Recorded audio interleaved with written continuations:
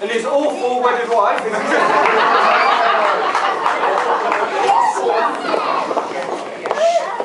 It would normally be deemed traditional at this stage during the wedding for me to recall events from Adam's past that you may find embarrassing. But out of respect for him on his big day, I've decided not to tell you about them.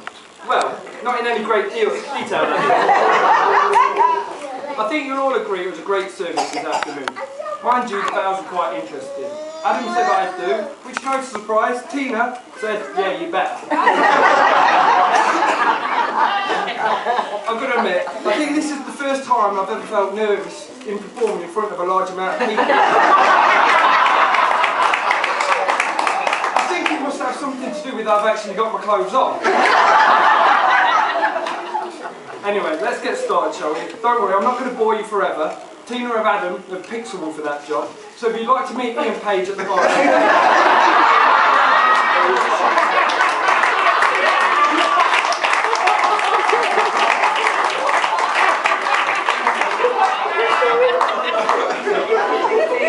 I'm not going to lie, this speech has had me waking up in a few cold sweats. Should I say this, should I say that? I even called Kelly Bacon to make sure I didn't do a Rob Basra and send the bride home in tears. And give Adam an excuse to send me home with a black eye. Before I wrote this speech, I did call Adam and ask him if there was anything in particular he didn't want to mention. He replied, Dixon, don't mention two things. Well, the first thing I'm not going to mention. But the second one had me thinking, don't mention my one-night stands. So I sat there and I thought to myself, that's a bit hypocritical really, Ad, since you invited half of them to the wedding.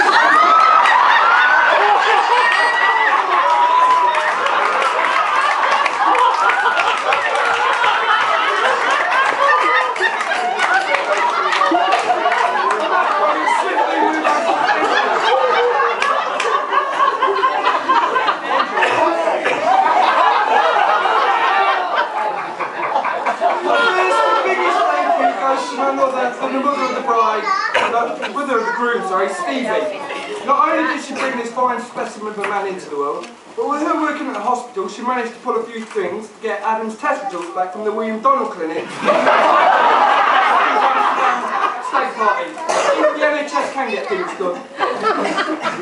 Now let's move on to Graham Page. So we'll carry on. Okay, I'll give him some compliments. This is a man who is extremely proud of his 3 sons. Yes, including you, Ross. So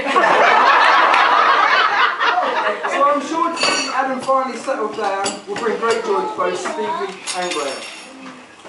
Not to mention the beautiful grandchildren they have welcomed into their ever-growing Page family. Tina. I would like to say you look absolutely fantastic today. 1 in a million. And Adam, you look like you normally do. 3rd prize in a village raffle. Tina had the profound effect on Adam within weeks of meeting him. In fact, it was after just 1 month she summed up his bachelor lifestyle in one word. Over.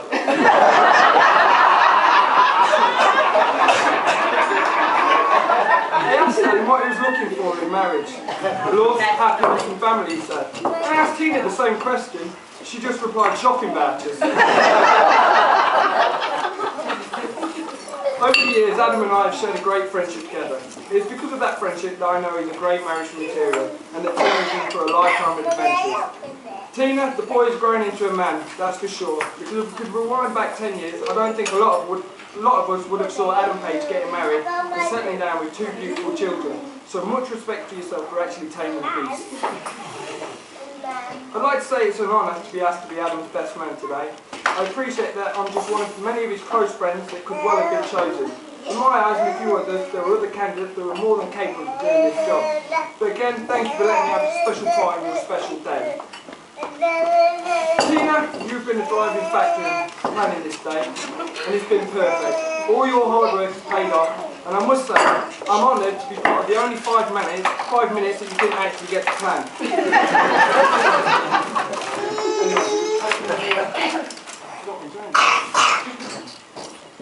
It's now my pleasure to propose a toast to the bride and groom and include young Leo and Alicia in this toast, because they are very much part of this marriage.